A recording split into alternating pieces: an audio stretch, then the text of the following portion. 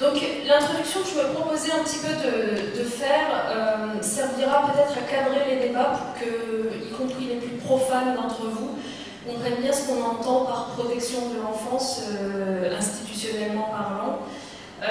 qui s'en occupe et pour faire quoi et qu'est-ce qu'il manque aujourd'hui. Donc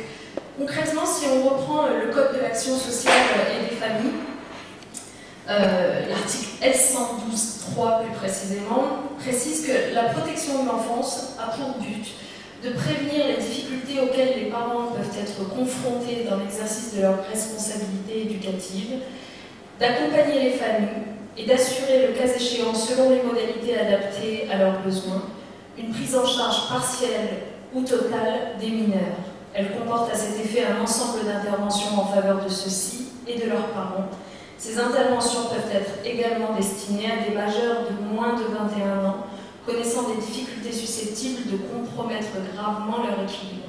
La protection de l'enfance a également pour but de prévenir les difficultés que peuvent rencontrer les mineurs privés temporairement ou définitivement de la protection de leur famille et d'assurer leur prise en charge. Pardon, c'était un peu long, mais il faut bien avoir en tête cet article du Code de l'action sociale et des familles et comprendre que ce qui en découle donc, dans les conseils généraux, je disais ce sont les collectivités pilotes en la matière, c'est finalement deux services qui existent dans chaque conseil général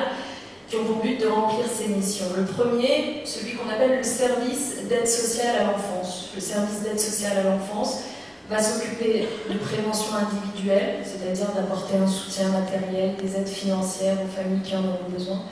de prévention collective,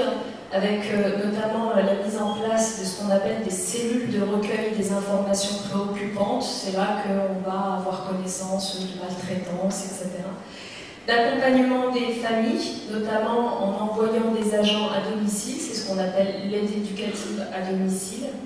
Donc d'accompagnement des familles, de prise en charge totale ou partielle des mineurs, c'est les enfants confiés à des familles d'accueil ou alors les enfants reçus en établissement.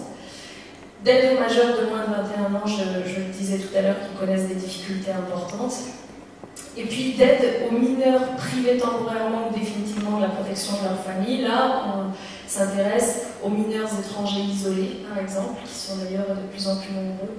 Le Conseil général va intervenir pour faire par exemple de la tutelle sur les biens de ces mineurs, pour faire de l'administration ad hoc ou encore pour, s'agissant de l'adoption de ces mineurs, délivrer l'agrément aux familles adoptantes.